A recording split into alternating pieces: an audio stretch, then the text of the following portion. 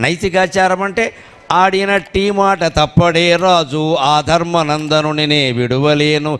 ఆడిన మాట తప్పకుండా ఉంటే లక్ష్మీదేవి మన ఇంట్లో ఉంటుంది. అబద్ధాలు ఆడడం మొదలెట్టామంటే వెంటనే వెళ్ళిపోతుంది.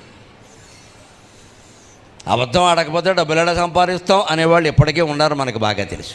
నిజం చెబితే డబ్బులు వస్తాయా? వస్తాయి. నిజం చెప్పినా వస్తాయి. నిజం చెబితే వచ్చిన డబ్బులే నిలబడతాయి. అబద్ధాలు ఆడి సంపాదించిన వెంటనే పోతాయి, అనుమానం వెళ్ళేది అక్కడ.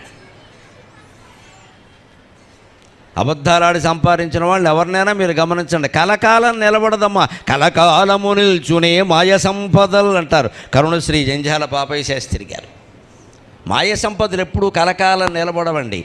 మనం కష్టపడి సంపాదించుకుని ధర్మంగా ఉంటే లక్ష్మీదేవి అనుగ్రహం మన మీద శాశ్వతంగా ఉంటుంది. సంపద శాశ్వతంగా ఉండడం కావాలా, ఇవాళ ఉండి రేపు వెళ్ళిపోవడం కావాలా?